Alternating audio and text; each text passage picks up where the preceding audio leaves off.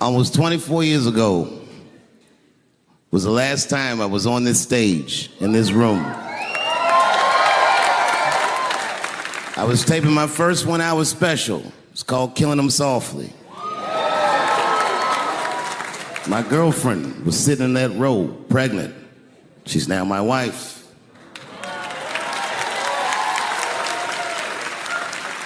The baby that she was carrying, my first child, I smoke weed with that nigga now.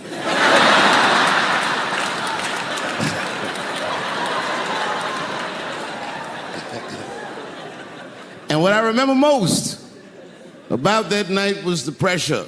Before the show, I had to run out there on the avenue and hand out tickets to anybody who would take them because I couldn't even fill the fucking room. And boy, what a difference 24 short years makes.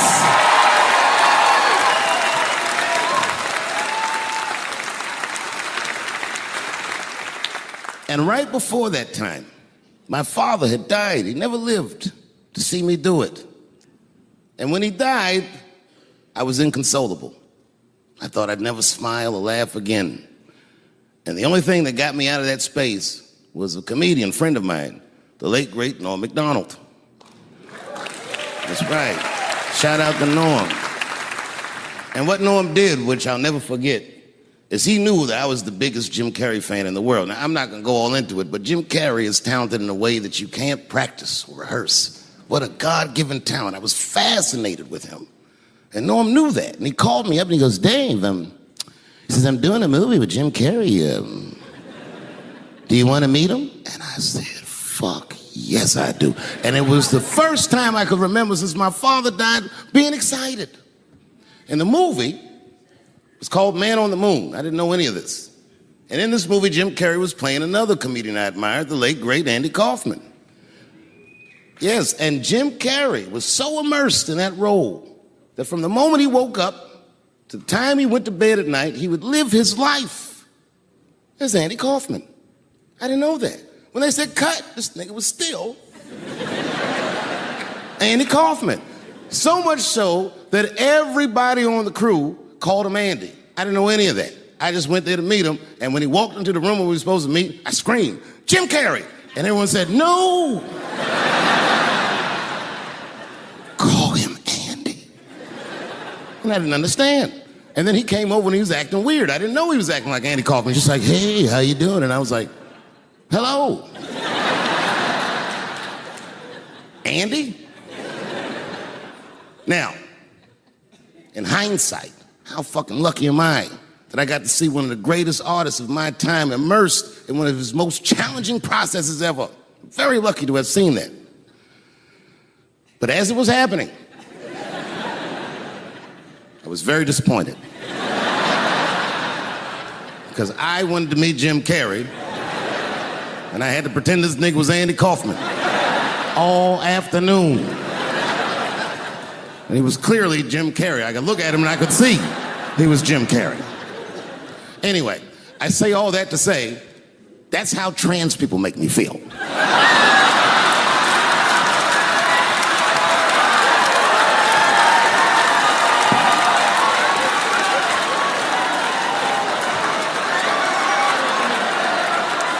Here we go. Now, if you guys came here to this show tonight thinking that I'm gonna make fun of those people again, you've come to the wrong show. I'm not fucking with those people anymore. It wasn't worth the trouble. I ain't saying shit about trans people. Maybe 3 or 4 times a night, but that is it. Tired of talking about them. And you want to know why I'm tired of talking about them? Because these people acted like I needed them to be funny. Well, that's ridiculous. I don't need you. I got a whole new angle. You guys will never see this shit coming. Transgenders are gangsters.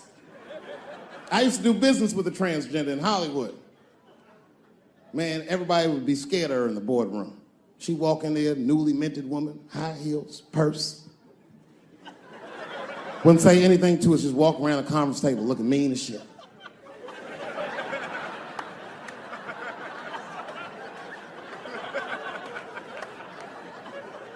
Then she walked to the head of the conference table, stare at us all, reach in her purse, and pull her old dick out and throw it on the table.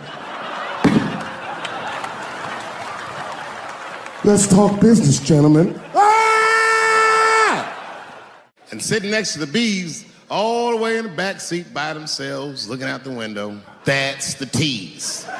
Everybody in the car respects the T's, but everyone also resents the T's. It's not the T's fault, but everyone in the car just feels like the T's are making the trip take longer.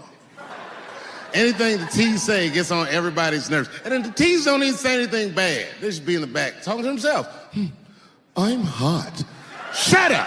Shut the fuck up, okay? Just roll the window down, you bitch. I don't know what you... What? Just said I was hot. Can you pull over at the next exit? I need to use the restroom. There is not a restroom for you for 4 states, nigga. Will you just shut the fuck up so we can get where we're going? My wife's friend, Stuart, told me that. My wife has a lot of gay friends. Stuart's their leader. She has a lot of gay friends. And I don't like them. Not because they're gay, I'm just judging them on the merits of their character. They're just not nice dudes. They're rude house guests. They're sitting on my couch, giggling with my wife, eating my mother macaroons. And I come in, they act like the party's over. Hey, Stuart, what's going on? This guy talks to me the way a cat would speak if a cat could talk. Hi, David. He always wants to have some kind of gay political argument. The last one was about a petition in federal court to take the words husband and wife out of the law. I said, well, why would you want those words out the law? He said, because it discriminates against same-sex couples. I was like, niggas, please save me the semantics. Just trust me, take your chips and get the fuck out of the casino. You're about to crap out. Go outside, talk that over amongst yourselves, and whichever one of you is gayer, that's the wife. I remember I was at this bar one time. This is that kind of bar it is. I was in there one time, I was fucked up, and I turn around to everybody in the bar, I go, hey, everybody, I'm gonna buy everyone in the bar around the drinks. And all the motherfuckers was like, hoorah! And the bartender knew I was drunk, so she pulled me aside. Miss Chappelle, are you sure about that? That's going to be $16. Guess who was in the bar? I thought I was seeing things. I looked across the room, and I saw the trans bitch from the picture. I said, what is a trans person doing in a place like this? This is very dangerous behavior. And she was with 2 big, buff, gay black dudes. I didn't know these dudes, but I know they was gay. If they had a dick in their mouth, they wouldn't look any gayer than they did just sitting there. They had 1980s gay face. You know what that is? Remember in the 80s when gay people looked surprised all the time?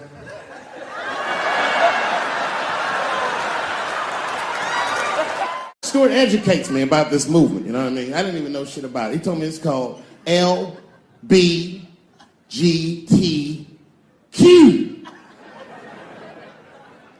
I was like, what the fuck is the Q?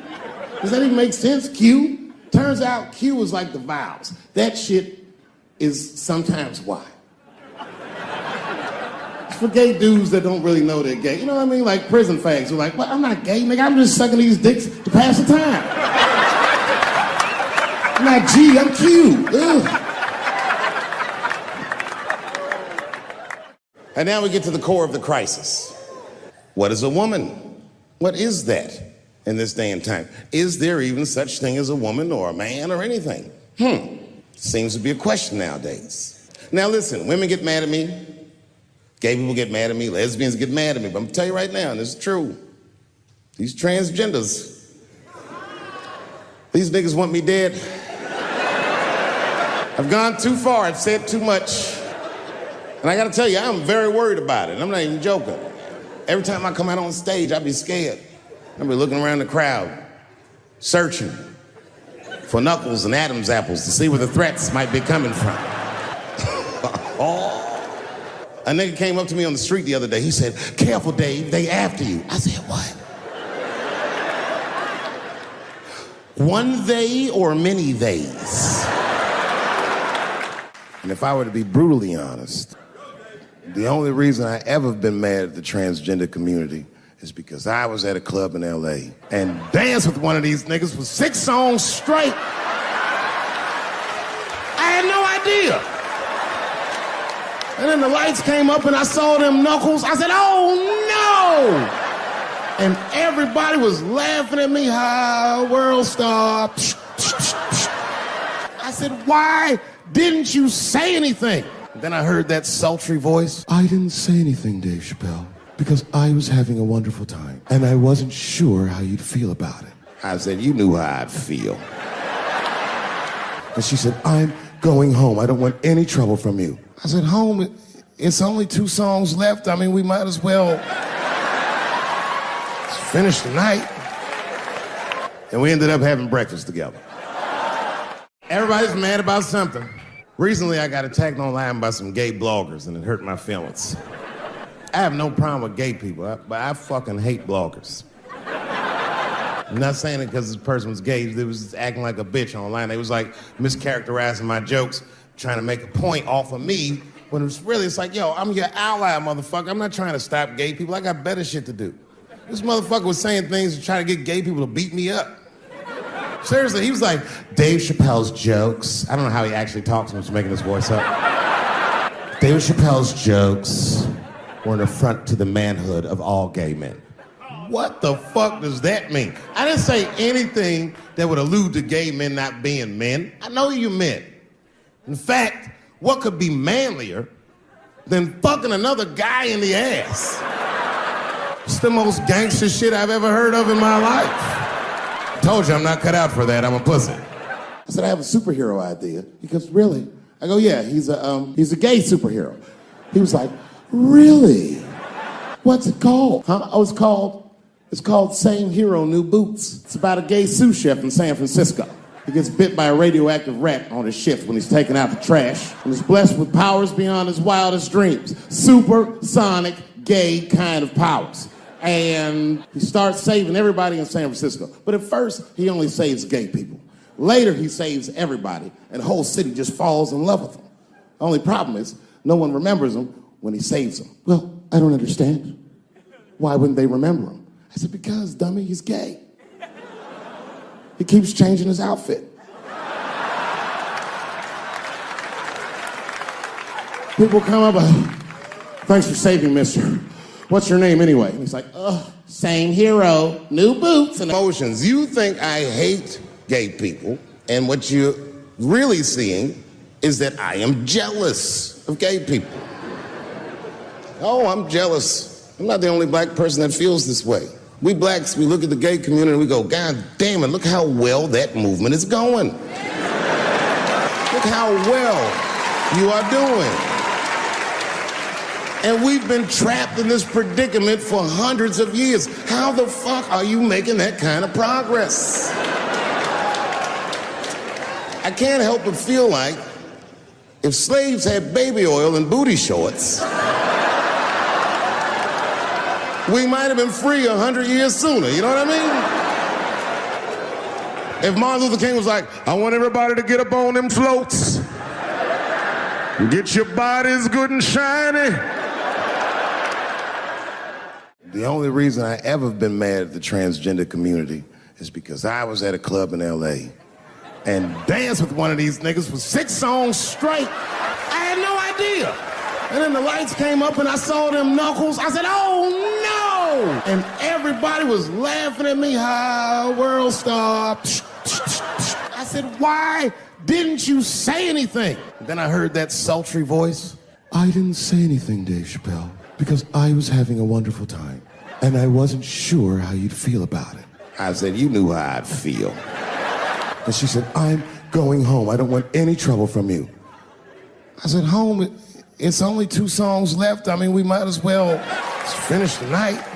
And we ended up having breakfast together. I'll grow up. That doesn't make me gay. I just titty fucked her. His titties are as real as any titties in L.A. It's 2 o'clock in the morning. I was just borrowing a little friction from a stranger. Whoops. And they've canceled people that are more powerful than me. They canceled J.K. Rowling. My God, J.K. Rowling wrote all the Harry Potter books by herself. She sold so many books, the Bible worries about her. And they canceled her because she said in an interview, and this is not exactly what she said, but effectually, she said gender was a fact. And then the trans community got mad as shit. They started calling her a TERF. I didn't even know what the fuck that was. But I know that trans people make up words to win arguments.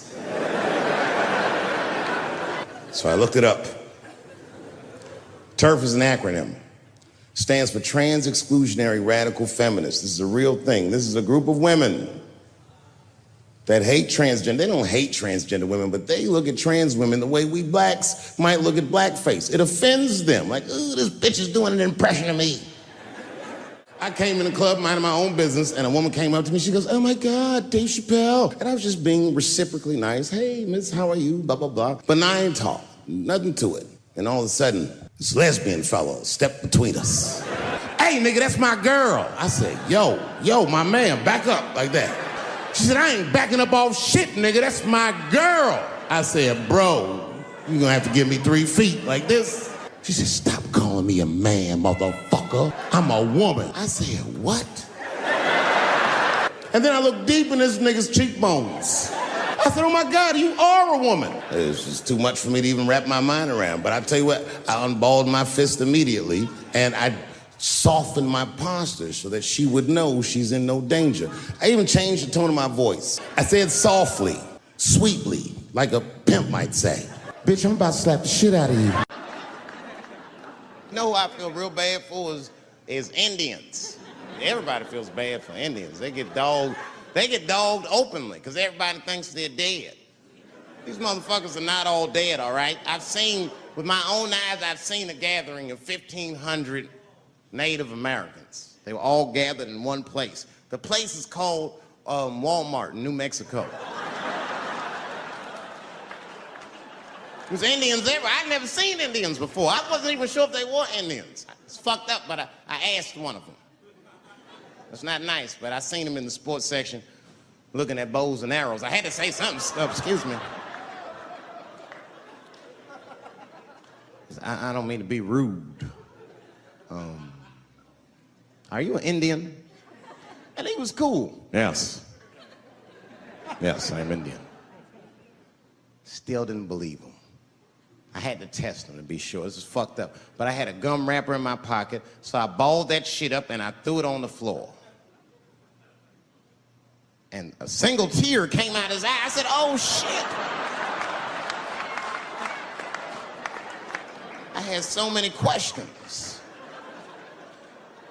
So what tribe are you from? I am a Navajo. I said, word. I studied you in social studies. You're a hunter-gatherer, correct? He said, I guess so. That's what you wish to call it. I said, why? What do you call it? He said, I am an alcoholic.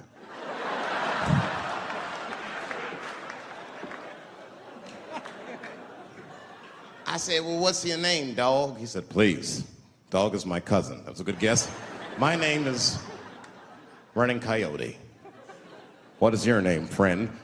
And that shit caught me off guard. I mean, I didn't want to say my name was Dave to a motherfucker named Running Coyote. This don't feel good enough. He just put me on the spot. I said, huh? My name, what? Oh, my name's Blackfeet.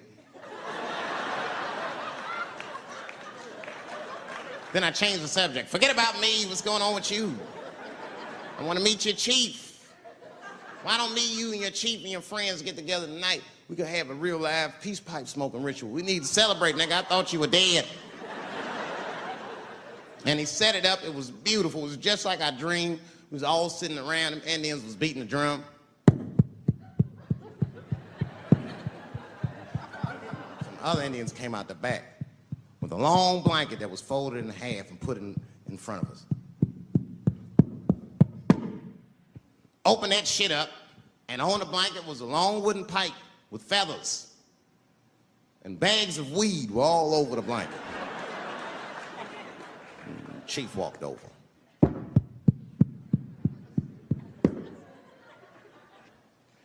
The big ones are 50. The little ones are 25. And these are 10.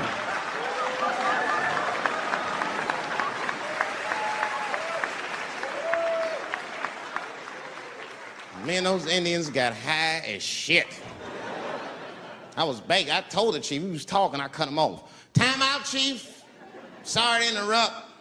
Fucking smash, man. The weed's too strong. I'm itching. This is PCP. The spirits have got me. Chief, the spirits have got me. And the chief threw some water in my face. Calm down, blackface. Splash. I said, hey, it's black feet, motherfucker. Take it easy.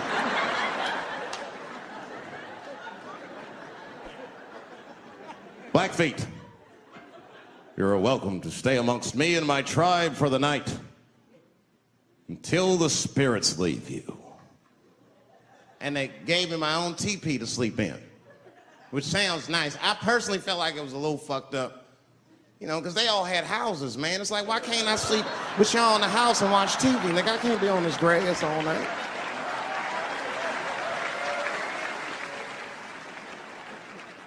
Yeah, Indians is rude, man. Everybody's rude. Indians, they eat nasty food. All they ate was corn and shit.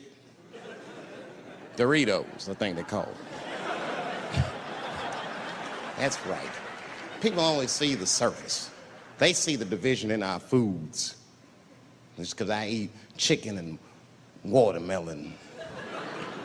They think that that's something wrong with me. Let me tell you something. If you don't like chicken or watermelon, something is wrong with you, motherfucker. There's something wrong with you. Where are all these people that don't like chicken and watermelon? I'm sick of hearing about how bad it is. It's great. I'm waiting for chicken to approach me to do a commercial, nigga. I'll do it for free, chicken. It's the least I can do.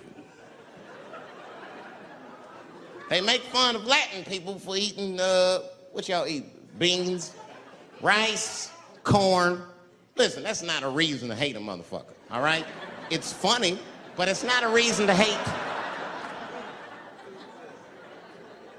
The only reason these things are even an issue is because nobody knows what white people eat. You've been very good at keeping that shit a secret amongst yourselves. I study white people. You don't know that. I'm writing a paper on you. Not even for school, nigga, just to do it, just to get, I'm just doing this independent research. I'm spending my money, that's why I'm working so hard. I follow you around grocery stores. They freak out. I just try to peek in the cart. They always say, get away from my cart, nigga. What are you looking at? Chicken and giblets are over there. You must be lost. These are vegetables.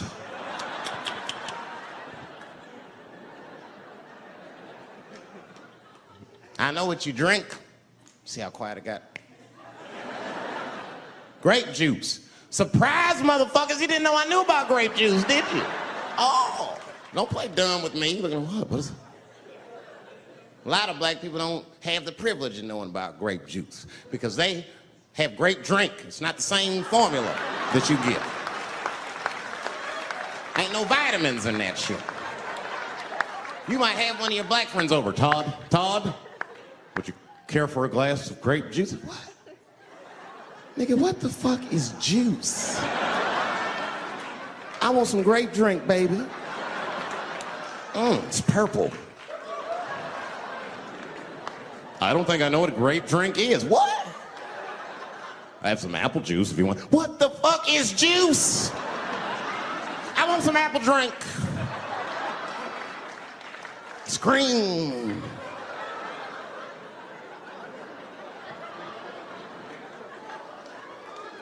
Remember that commercial for Sunny Delight when all the kids run in from outside playing and they all run to the fridge? All right, I got some purple stuff, some Sunny D. As soon as you say Sunny D, all the kids go, yeah! Watch the black kid in the back. If you ever see that commercial again, look at that black kid. He'd be like, I want that purple stuff. That's drink, nigga, that is drink. They want drink. I want all them vitamins, nigga, I want drink. Sugar, water, purple.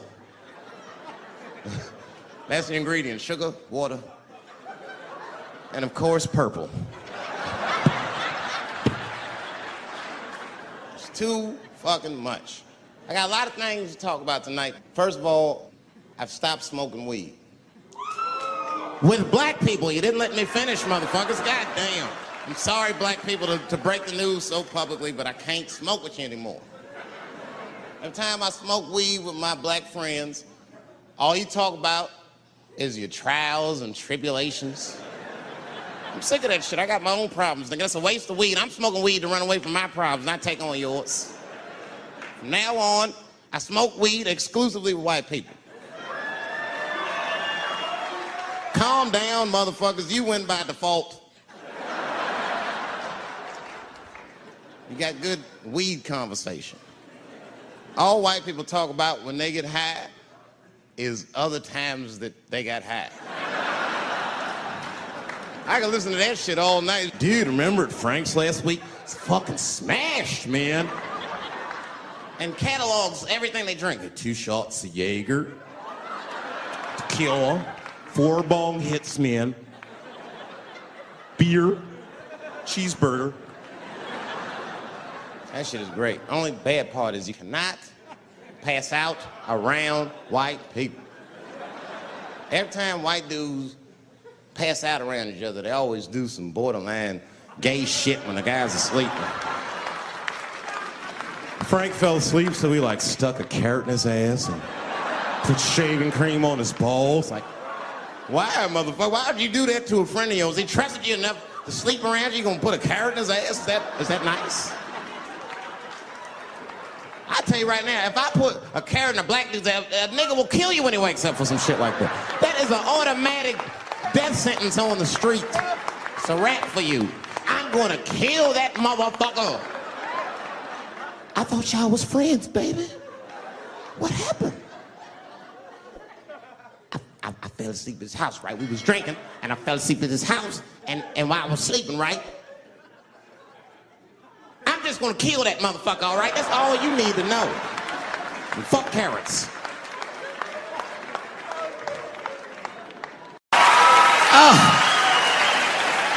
I'm goddamn sick of it. This is the worst time ever to be a celebrity. You're gonna be finished. Everyone's doomed. Michael Jackson has been dead for 10 years, and this nigga has 2 new cases.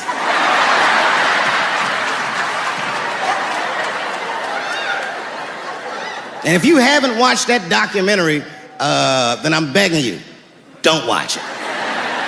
It's fucking gross. I felt like HBO was sticking baby dicks in my ears for 4 hours straight. Really nasty shit. I don't want to know all these things.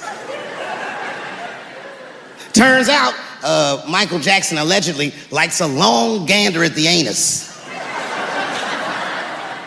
As they said, he stares at people's buttholes. That's what they said. That's how gross the documentary was.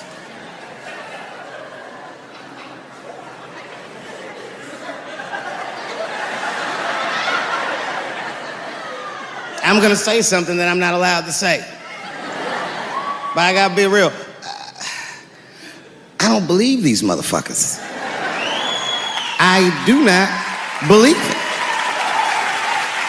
But let me qualify the statement. I am what's known on the streets as a victim blamer. You know what I mean? Somebody come up to me like, Dave, Chris Brown just beat up Rihanna. I'll be like, well, what did she do?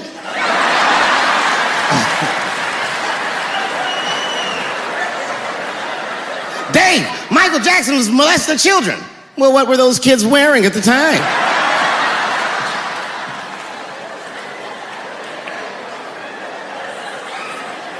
I don't think he did it. But you know what? Even if he did do it, you know what I mean? You know what I mean? I mean, it's Michael Jackson. I know more than half the people in this room have been molested in their lives. But it wasn't no goddamn Michael Jackson, was it? This kid got his dick sucked by the king of pop. All we get is awkward Thanksgivings for the rest of our lives.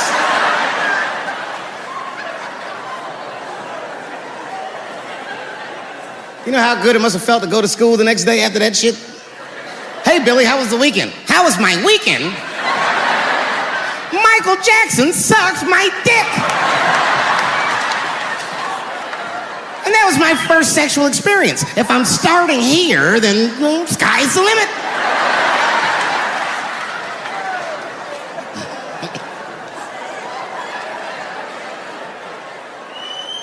I know it seems harsh, but man, somebody's got to teach these kids. There's no such thing as a free trip to Hawaii.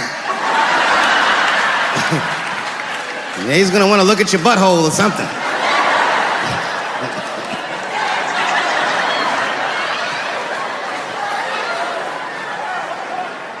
You know why I don't believe it? You know why I don't believe it? Because if Michael Jackson's out here doing all this molesting, then why not Macaulay Culkin? Macaulay Culkin said in an interview that Michael Jackson never did anything inappropriate with him or even around him. Think about that shit. You know, I'm not a pedophile. But if I was, Macaulay Culkin's the first kid I'm fucking, I'll tell you that right now.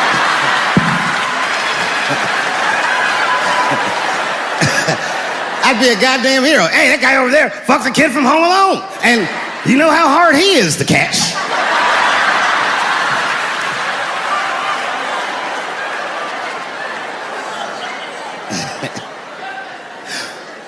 My mind's telling me no.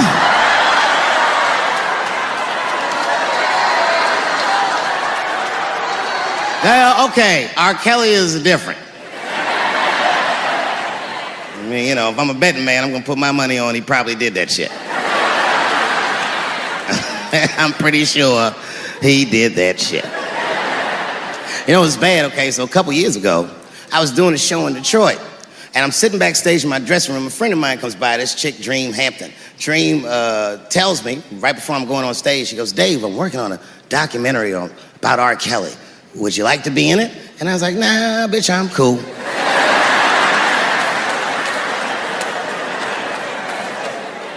I went on stage, I just forgot about the shit. And then 2 years later, the documentary comes out, Surviving R. Kelly.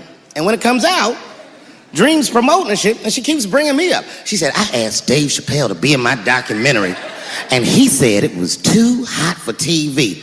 Bitch, I did not say that. That does not even sound like how I talk. Oh, that's too hot for TV? I would never say that shit.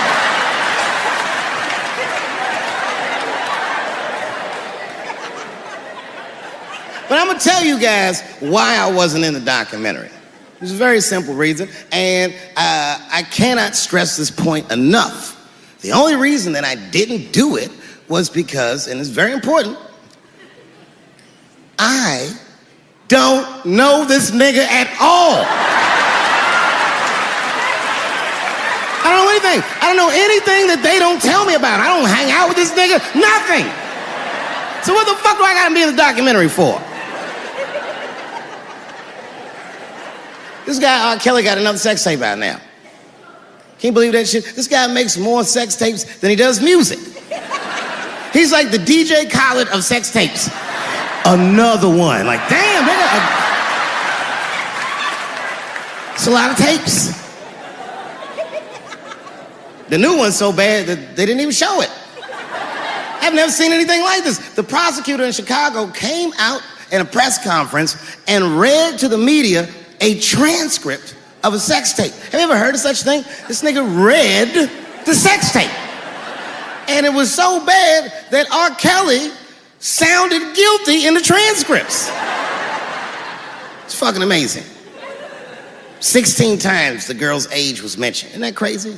This motherfucker is an idiot. He was fucking her like, yeah, this is the best 14-year-old pussy I've ever had in my life. And she was like, you like this 14-year-old pussy? He's like, oh yeah, I love this 14. I'm like, man, you need to shut the fuck up. You gotta give your lawyer something to work with. You're supposed to be on the tape like, this is the best 36-year-old pussy I've ever had in my life. And then your lawyer gonna be like, Your Honor, clearly my client thought that this woman was 36, as he mentioned some 16 times in the tape.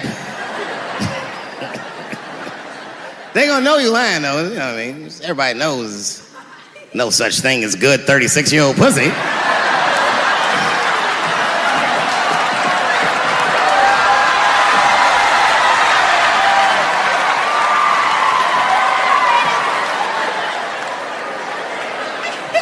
Doesn't matter what I say. And if you at home watching this shit on Netflix, remember, bitch, you clicked on my face.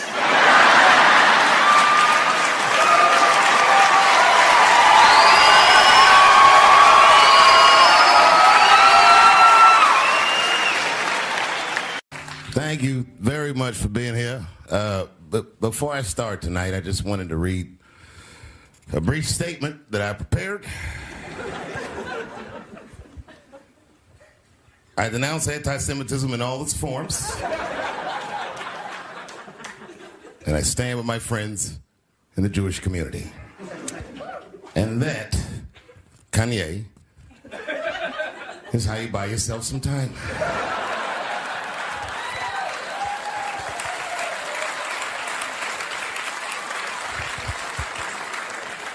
I gotta tell you guys, I've probably been doing this 35 years now. And early in my career, I learned that there are two words in the English language that you should never say together in sequence. And those words are the and Jews. I've never heard someone do good after they said that.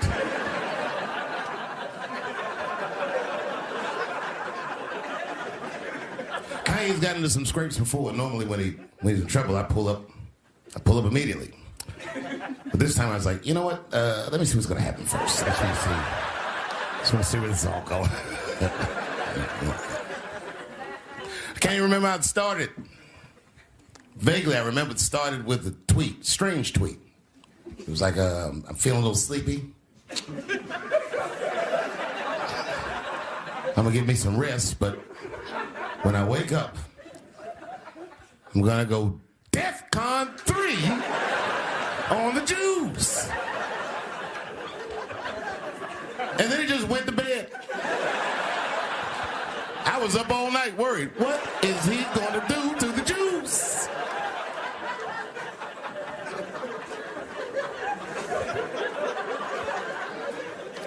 I grew up around Jewish people.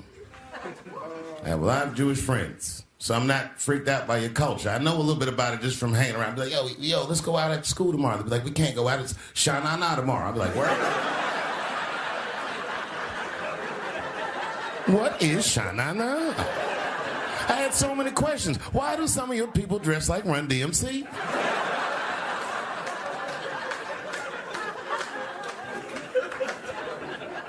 When Kanye woke up from that nap, he went right to work. A year ago, I'd seen him on a podcast called Drink Champs, a great show, and it was an amazing appearance. Noriega and them were there, the rappers that I love, and they all had their gold chains and stuff on. And Kanye said, only millionaires wear chains. They said, what? He said, I'm a billionaire. Billionaires don't wear their money on their body. I tucked my chain and I said, oh, snap. That's right. It was a good appearance. It was fun and funny. But when he woke up, he went on Drink Champs again. This time, he was on one. He was mad about something. He said, I can say anti-Semitic things, and Adidas can't trap me. Now what? Adidas dropped that nigga immediately.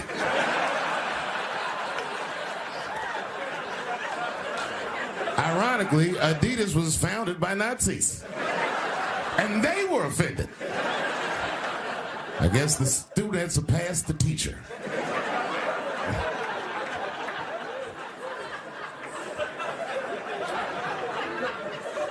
It's a big deal. He had broken the show business rules. This is a rule. You know, the rules of perception. If they're black, then it's a gang. If they're Italian, it's a mob. But if they're Jewish, it's a coincidence, and you should never speak about it.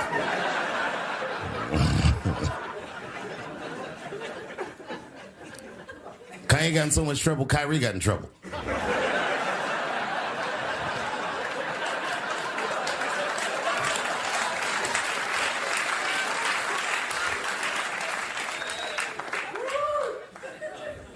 Kyrie Irving posted a link to a movie that he had seen on Amazon. No caption on the post or nothing like that. But apparently this movie had some I don't know, anti-Semitic tropes or something. And it was some weird title like From Hebrew to Negro or something. And the NBA told me he should apologize, and he was slow to apologize. And then the list of demands to get back in their good graces got longer and longer, and this is where, you know, I draw the line. I know the Jewish people have been through terrible things all over the world, but you can't blame that on black Americans. You just can't. You know what I mean? Thanks to the one person that said me. A fair punishment would be he should just post a link to Schindler's List and y'all write your own captions.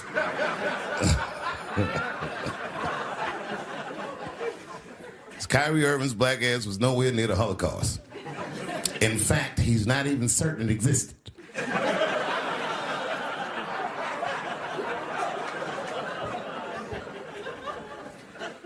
I saw one news pundit screaming about Kanye. She said, mental health is no excuse for that type of language. Yes, it is, bitch. You can kill somebody if you're mentally ill. Listen, okay, I don't think Kanye is crazy at all. I think he's possibly not well.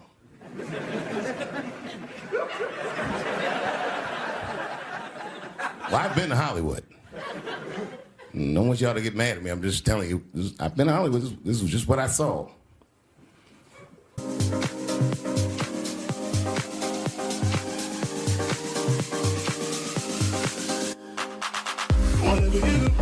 Don't fall for me. Don't put your trust in me. Don't even lie for me. I want you, honey. I don't get it. It's a lot of juice. Like a lot. But that didn't mean anything. You know what I mean? There's a lot of black people in Ferguson, Missouri. Doesn't mean we run the place.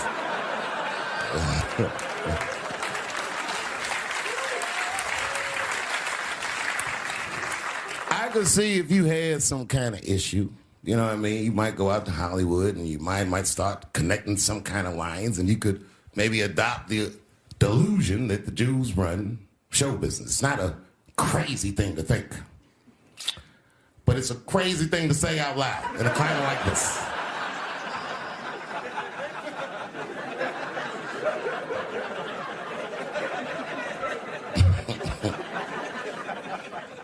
Now the midterms are over, and it's crazy climate. And I got to tell you, I feel like this midterm, like all of humanity depends on it. And it's an ominous sign. The most ominous sign of the midterms, I believe, would be Herschel Walker, who I don't want to speak badly of because he's black.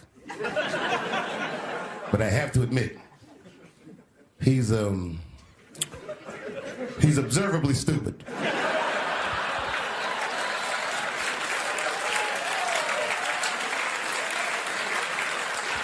Even when he's not talking, his mouth be open a little bit like. He's the kind of guy that looks like he thinks before he makes a move on tic-tac-toe.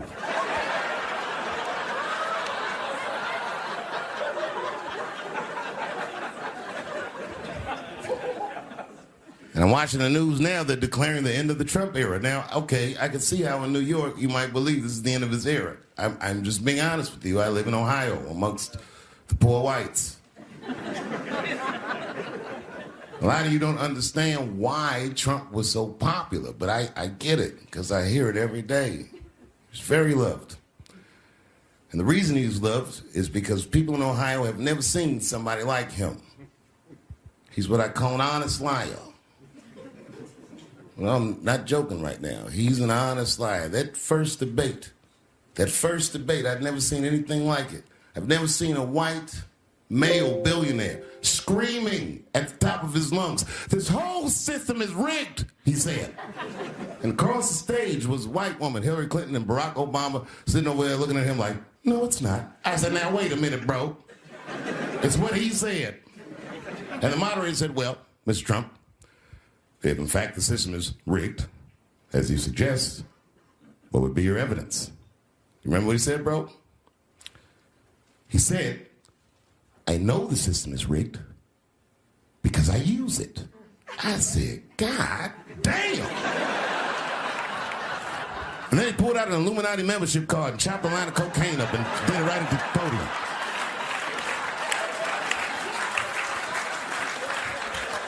No one had ever heard someone say something that true. And then Hillary Clinton tried to punch him in the taxes. She said, this man doesn't pay his taxes. He shot right back. That makes me smart.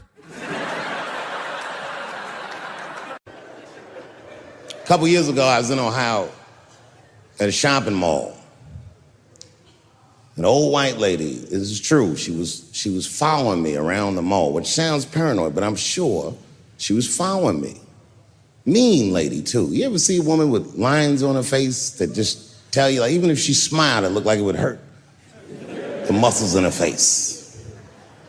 I knew she was following me because she was at places that had nothing to do with her. I'd be looking around like, what is this old bitch doing in GameStop and Foot Locker and all the places I like to go? Every time I see her, she'd just be looking at me all mean. And eventually, I forgot about her. So then after I'm shopping, I go all the way to the back of the parking lot. I'm parked all the way in the back. And as soon as I open my car door, I hear a voice go, David Chappelle. Just like that. I didn't even have to look. I knew it was her. And I looked back, and sure enough, there she was, that face. To be honest with you, she probably wasn't even that old. She's probably around my age. But she was a white woman. This bitch looked terrible. I kept my cool. I was nice. I said, hello, miss. And she didn't say anything back. All she said was, I watch your comedy. I said, uh-oh. And then she says, it's true. She goes, it sounds to me like you hate women. I said, well, you know what, miss? It's art. And you're free to interpret this art however you'd like. But I can tell you, as the maker of this art, that I don't believe that I feel that way. And she said, well, I think. And I said, shut up, bitch. Shut the fuck up. Before I kill you and put you in the trunk. Ain't nobody around here.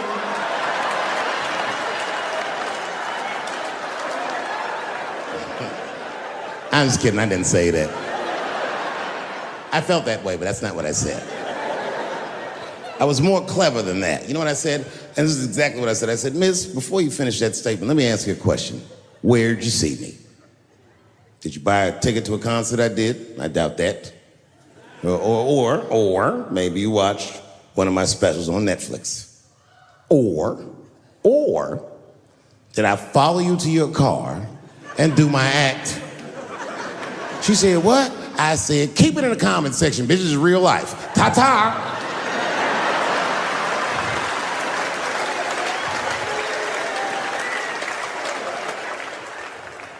And then I drove off. You can see it. You ever have this happen? This is how confusing it is. This is the practical application of what I'm talking about. Like a guy be out, this happens to a lot of guys, you be out at a club, bar, right? You're kicking with your boys, and a girl walks by, and man, she looks good. She looks good. Not good in that classical way. I mean, you know, I'm talking good like she got half her ass hanging out her skirt. Her titties are all mashed together, popping out the top of her turtleneck and shit.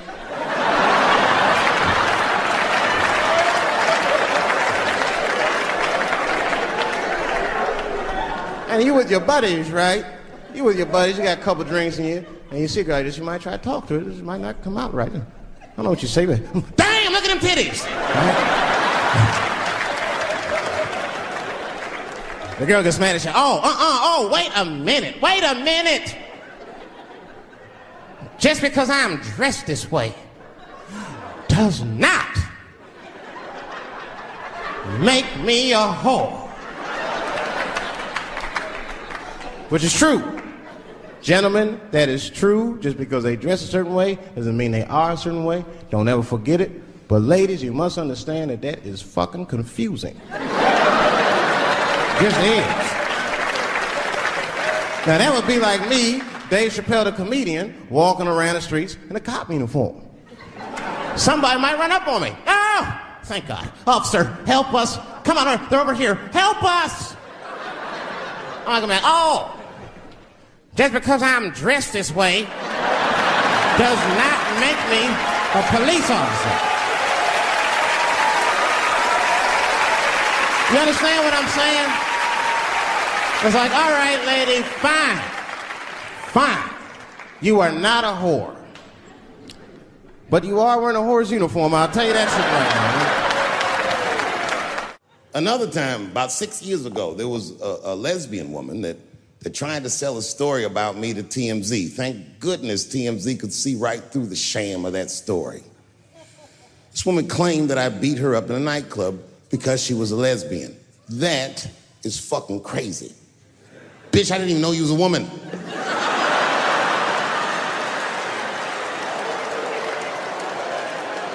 Thank God TMZ didn't believe that. Because I did beat the shit out of her, I'm not gonna lie. It was her fault, I had no choice. I came in the club minding my own business, and a woman came up to me, she goes, oh my God, Dave Chappelle. And I was just being reciprocally nice. Hey, miss, how are you? Blah, blah, blah. Benign talk, nothing to it. And all of a sudden, this lesbian fellow stepped between us. Hey, nigga, that's my girl. I said, yo, my man, back up like that. She said, I ain't backing up off shit, nigga, that's my girl. I said, bro, you're gonna have to give me 3 feet like this. She said, stop calling me a man, motherfucker. I'm a woman. I said, what?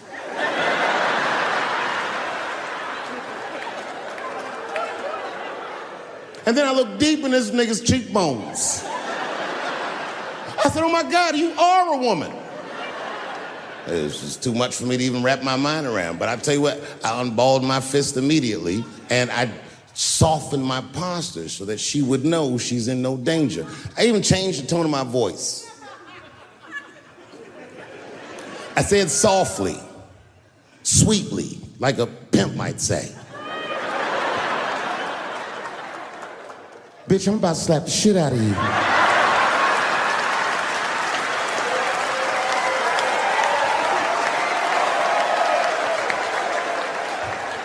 I should have done it. Oh, I wish I didn't say that. She dropped that foot back. Boop, she was in a perfect southpaw stance. Her shoulders were angled correctly. Her head movement was good. I said, oh no! This bitch boxes for real. She threw a wild hook at me and I saw it coming from yesterday, so I slipped it like this. I had no choice. I had to go to work. I let that jab go. You should have seen me go, nigga. I tenderized them titties like chicken cutlets.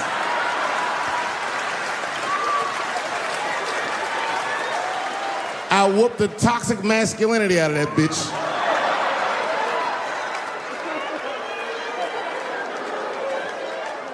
I'm sorry, ladies. I got a fucking Me Too headache. Y'all is killing me right now. It's really fucking tough to watch what's going on. You know, ladies, I said it in my last special, and I got in a lot of trouble for this. I told you were right. But the way you're going about it is not going to work. But I'm biased. I said it. Louis C.K. was a very good friend of mine before he died in that terrible masturbation accident. And it was his room. You read the story. He was masturbating in his own room. That's where you're supposed to masturbate. And then he said, hey, everybody, I'm gonna pull my dick out. Nobody ran for the door or nothing like that. They all just kind of hung out like, I wonder if this guy's serious. And he came on his own stomach. There it is. What is the threat? Have any women ever seen a guy that just came on his own stomach? This is the least threatening motherfucker the earth has ever seen. All you see is shame in their face and cum dripping down like pancake butter.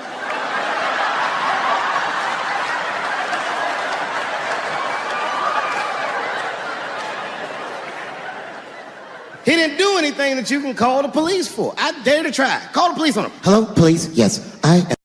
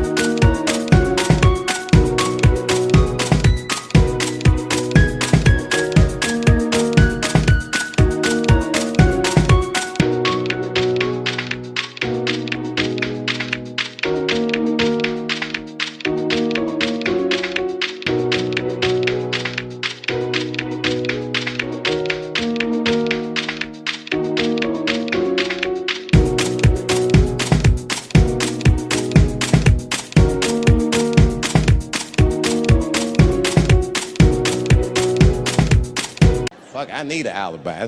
I can't be no celebrity. This shit is just the worst. I'm seeing it. I see why stars are crazy, man. These motherfuckers. I went to Disney World with my kids, which is a big deal for me. I don't get to see my kids so much. I do Chappelle show 20 hours a day, sleep for like half an hour, raise my kids for 10, 20 minutes, and I go back to work. Now, this particular day, I got to hook up with the kids. We went to Disney World. Everybody at the park, fucking everybody. Hey, Rick James, bitch. Hey, I'm Rick James, bitch. It's like, hey, man, hey. You mind not calling me a bitch in front of my kids? Time out, motherfucker. We take a day off. Even Mickey Mouse did it. I said, this is the most unprofessional shit I have ever seen in my life. Rick James, bitch. Oh, I was fed up. I caught that motherfucker with an uppercut. Bop! Knocked his head clean off. Everybody was screaming. Oh my God, oh my God. Mickey Mouse is Mexican. But everybody's getting along. I see that shit. I see it all around. Blacks and whites don't fight so much. You know who don't have no beef with anybody is Asian people. I see how y'all be doing. Y'all just lay in the cut. Only people Asian people beef with is other Asian people. Like if you call a Korean guy Chinese, I've done this.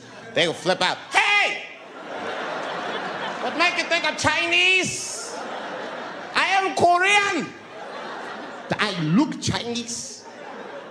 Yes, motherfucker, you do look Chinese. That's why I said it. It's an accident. Nigga, to the untrained eye, you all look Chinese to me. It's a mistake. I'm not trying to offend you. Some people say all black people look alike. We don't get bent out of shape. We normally just call those people police, okay?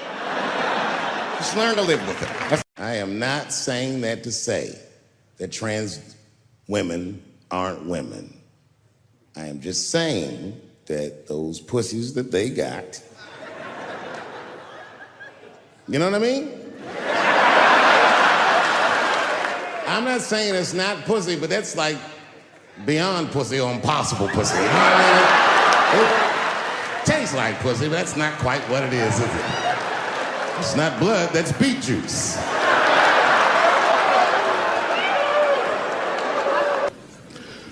I started doing stand-up comedy when I was 14. I'll never forget the first time I was on stage. The guy that introduced me was a guy named J.T. Newton.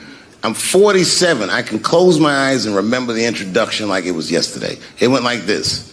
Ladies and gentlemen, this next young man coming to the stage is starting his comedy career tonight. Who knows? We may be witnessing the birth of a star. Please welcome David Chappelle.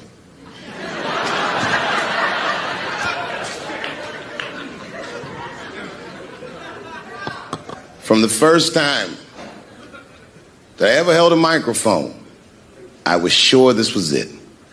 I knew I was home. I knew I had found my thing. And my God, man, I was a child. I got good. Matter of fact, I was good from the moment I started. And I'm not saying this to be a braggart. I'm telling you the truth. These old niggas was in awe of me. How is this little boy so poised? They used to say. I was. I mean, you know, I got better, but it started out good.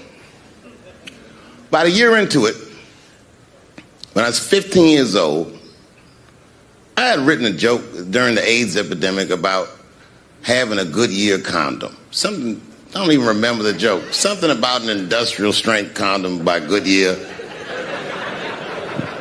I just remember all the comedians really liked that joke. And there was an older comedian.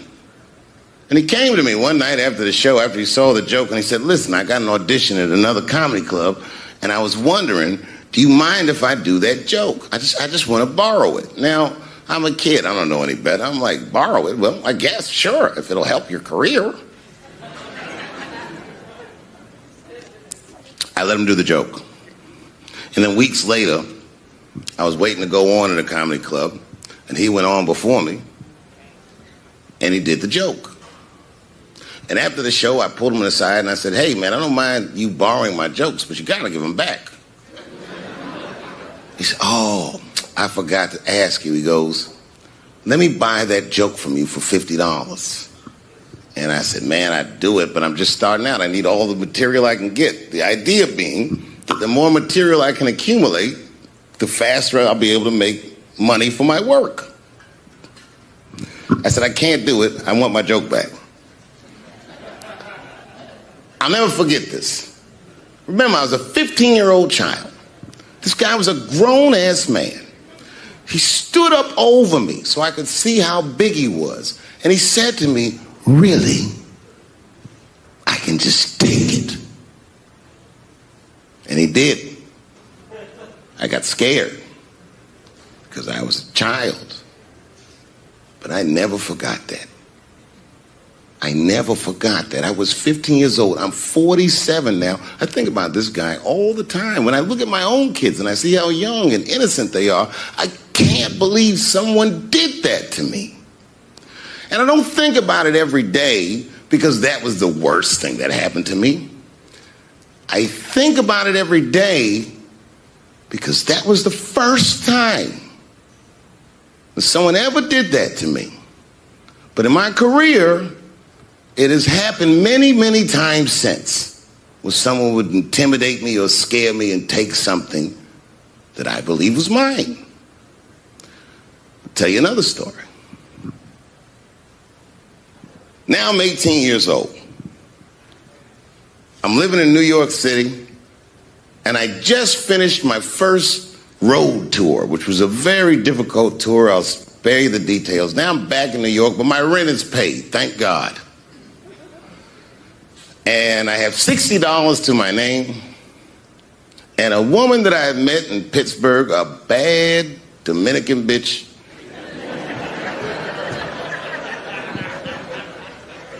was coming to New York. She was going to spend the weekend with me. I couldn't wait for her to get there. She was coming that evening. But remember, I only had $60 for a whole weekend to entertain a bad bitch. Now I'm walking through Greenwich Village, and I see something I've never seen before. 3-card Monte. You know what that is?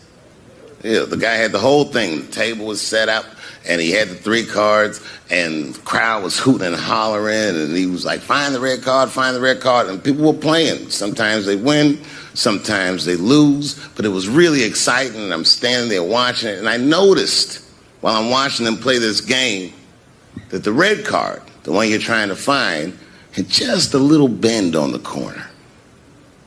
And I'm watching it, and I'm like, yo, this guy doesn't seem to know that red card is bent. I'm gonna beat this motherfucker. And I walked up to the table and I said, let me play a hand. And I put my last $60 on that table, and he starts to shuffle and find the red card, find the red card. And I kept watching that bent card go around the table, make sure I kept my eyes on that bent card. And when he stopped shuffling and he said, find the red card, I pointed to it with confidence. Here it is right here. And he flipped it over, and it was black. And he took my money. I couldn't fucking believe that. How did this nigga do that? Was that magic or sorcery? I was confused. So you know what I did? I sat there and I watched him for a real long time play the game. And I realized that all those people who was doing all that hooting and hollering and betting, my God, they were his friends.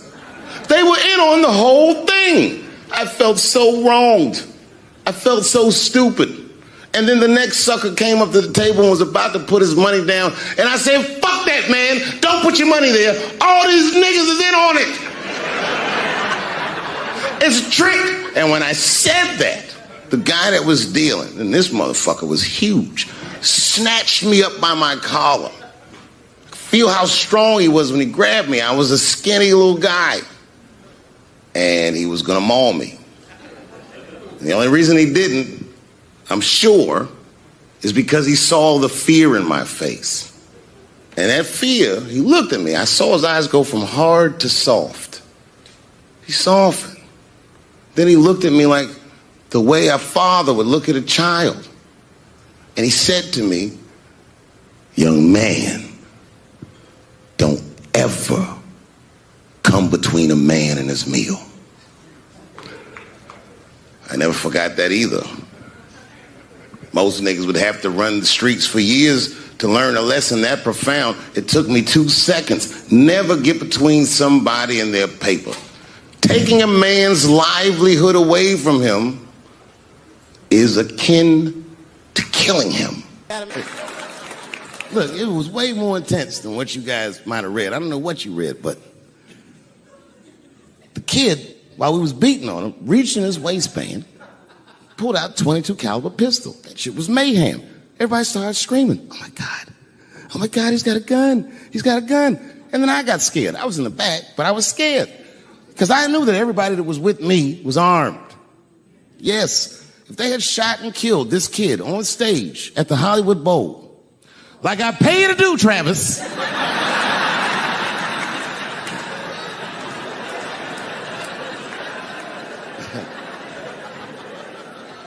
but Travis G'd up. Travis wrestled the gun out of the kid's hand, and then he took it like this and tried to chamber the round, and he couldn't.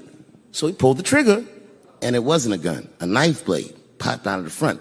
I guess this kid was going to stab me. Some scary shit. So the next night, even though I didn't have a show, I said, I got to get right back on stage. And I went and did a show.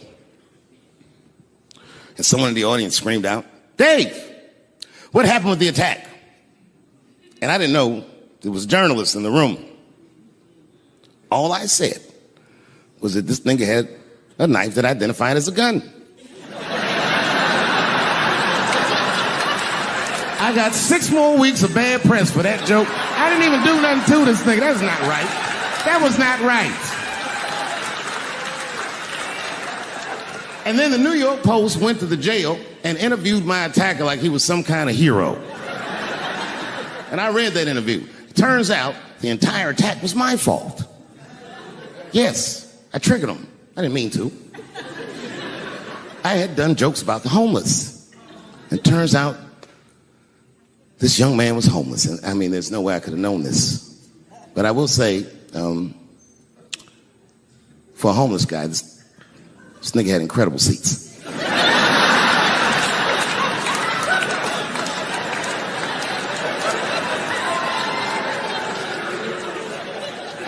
Oh, and they said I triggered him because I had done LBGTQ jokes, and it turns out this fella was a bee.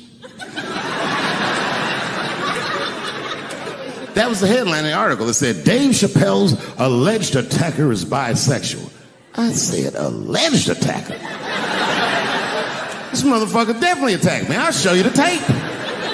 He's allegedly bisexual. I'm gonna need to see him suck somebody's dick before I believe the rest of this article.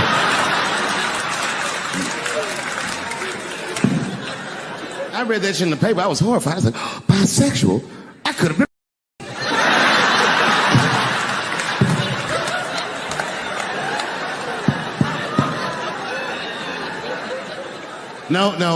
No, you know what though? It's not funny because after all that madness ensued, I went to the hotel room. I was by myself and I opened the door and my wife was in there alone. She was sobbing, like sobbing. I said, oh my God, what's wrong with you, bitch? Did you get attacked too?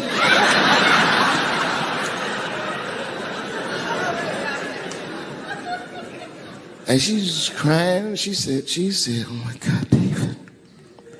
She said, if you had died tonight, me and the kids would have nothing.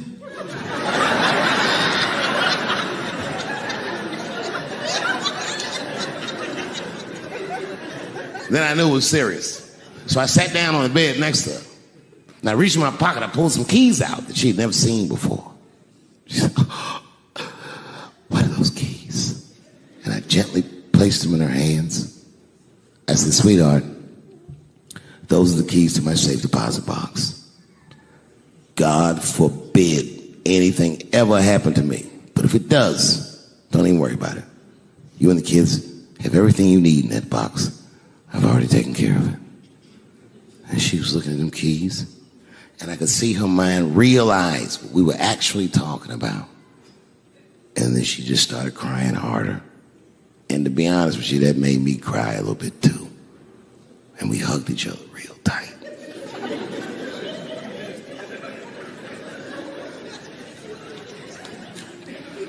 Do you know this bitch looked in the box while I'm alive and well? Who does that?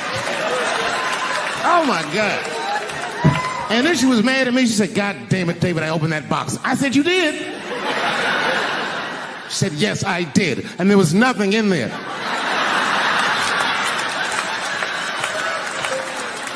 I said, nothing? Oh. She said, nothing except your stupid joke book. I said, whoosh. I said, well, sweetie, look. If you tell those jokes exactly how they're written, you and the kids should be fine. They're really good jokes.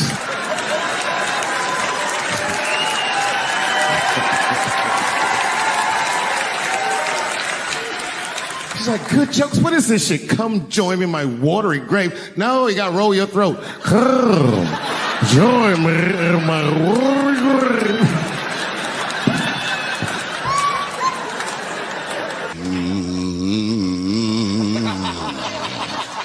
You know, that's just my grandmother used to sing that when she cleaning up. That's a Negro spiritual. Black work song. Not everybody know about that. I know. See, white people, you guys might whistle when you work. You dig? But that's how you can tell what kind of work we're actually doing.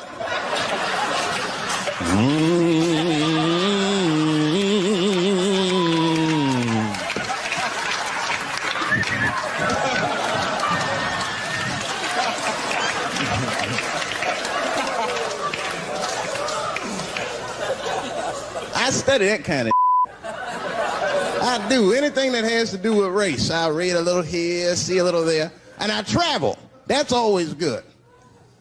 Traveling has made me a racism connoisseur, if you will. You know, it's different from region to region. Anyone ever been down south? So you guys know what I'm talking about. And the racism down there is just, it's perfect. It's due to a perfection. It's comfortable, it's out in the open. There are no secrets in Mississippi. Everybody knows the deal. Morning, nigger. Morning, sir.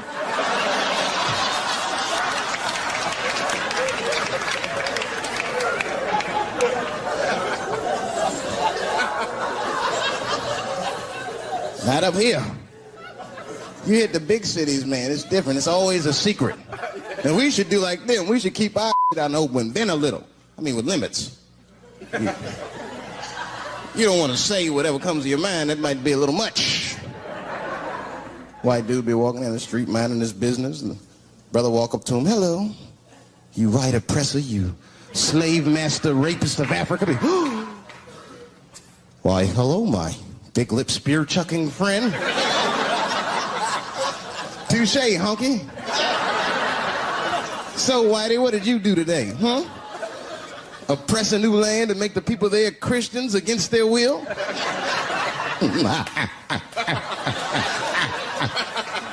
What did you do, fellow? Burn those big black lips on a crack pipe as you missed your job interview? Easy, Whitey, you're cutting deep. All this chit-chat has got me thirsty. If you will excuse me for a moment, I'm going to go to the Korean store and get something to drink. Chilling. Hello. You slanted-eyed, ruining the economy in our neighborhood by opening stores and taking the money out the community. Chink. Well, good afternoon, you Browse around but never buy anything. Suspicious looking nigga. After a while, that might be too much.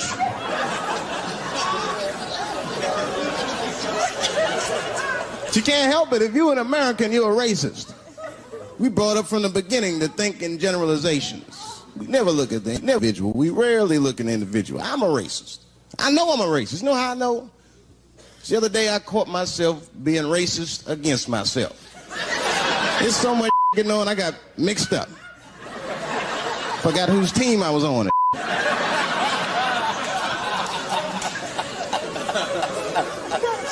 One time I was reading the paper, man, this story came on about this guy was suing a department store because they wouldn't let him play Santa Claus, you know, because he's black. And I was actually like relieved when the department store beat him. That's bad. But I wasn't ready for that. I wasn't ready for the idea of a black Santa Claus, man. That would suck. So we wouldn't get our presents till the 28th, 29th. Sorry I'm late, kids. Santa got caught up with some in Vegas. I had to sell some toys to get back. Shit. Where them cookies at? I heard that when Martin Luther King stood on the steps of the Lincoln Memorial and said he had a dream, he was speaking into a PA system that Bill Cosby paid for. Do you understand what I'm saying? The point is this. He rapes, but he saves. And he saves more than he rapes, but he probably does rape.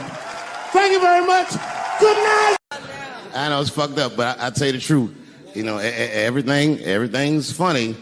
Everything's funny till it happens to you. 3 months. A mere 3 months after that terrible attack that Chris Rock endured, I was on stage at the Hollywood Bowl, and a lunatic jumped out of the crowd and attacked me. Now, I gotta tell you, if it happens to you, you don't even know what the fuck is happening. It was like slow motion. I just looked over. I don't know this nigga. And I just looked and said, oh my God, I'm being attacked. And this motherfucker was ragged. He jumped at me. He was like, I'm old, but I'm fast. I caught this motherfucker's head with my hand and pulled his hoodie over his eyes. I can still feel his head in my hand. It was spongy. He had been growing dreadlocks. Not the beautiful dreads that Rastafarians grow. These were accidental LA homeless dreads. This shit had leaves and sticks and bottle caps and shit in it. Some kind of grease. I was like, ugh, like this. And then I fell down.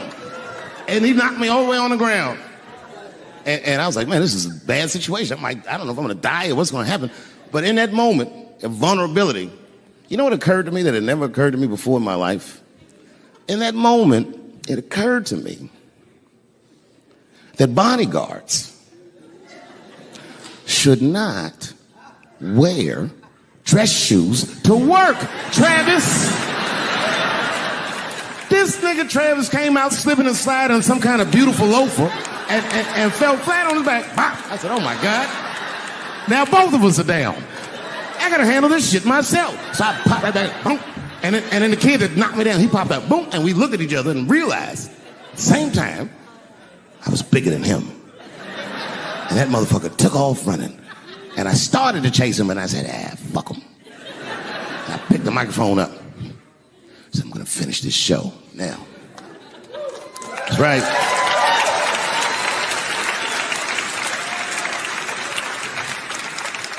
For 3 months before that, I'd been making fun of Chris Rock. And people would ask me all the time. They'd say, Dave, what would you do if you were Chris Rock and Will Smith slapped you in the face?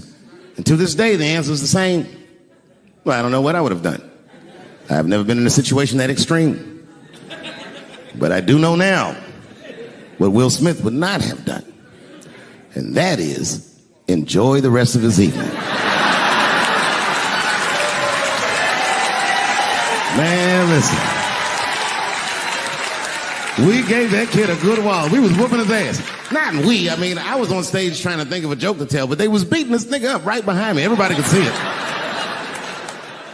Everybody could see it. And I'm sitting up there trying to think of what to say. And I'm tongue-tied. Me, of all people, can't think of anything to say. Look at my karma. Just that moment. Of all the people in the world, Chris Rock walks from backstage, walks up to me in front of 20,000 people, grabs the mic out of my hands and looks at the crowd and goes, "Was that Will Smith?"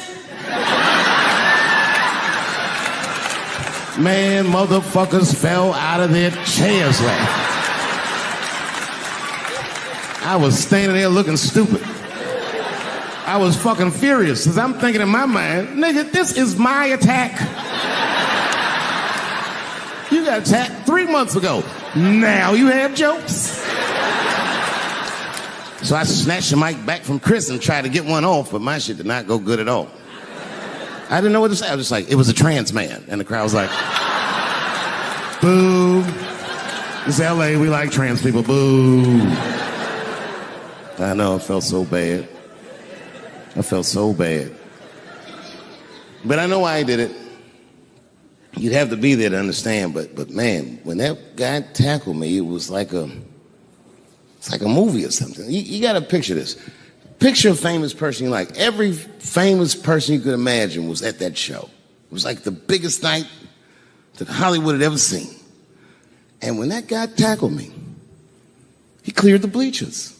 I had to watch the tape afterwards to know this happened, but as soon as he tackled me, Jamie Foxx was the first motherfucker that jumped out of the crowd. He was wearing a white cowboy hat like he knew this shit was gonna happen to him. Never seen this nigga in a cowboy hat before. And Jamie started chasing that motherfucker around like any given Sunday. And that kid was fast as shit, was juking and shaking, and he broke Jamie's ankles, and he just kept running. And then Jon Stewart from The Daily Show ran from backstage and jumped at this motherfucker like Super Jew. He was like, ah! And the kid seen Jon coming, so he jumped back, and Jon went flying that way. And this kid was fast. And then he turned around. He sees the emergency exit. He starts running for the emergency exit. Just before he got to the door, motherfucking Puff Daddy from Bad Boy Records jumped in front of the door. That nigga was like,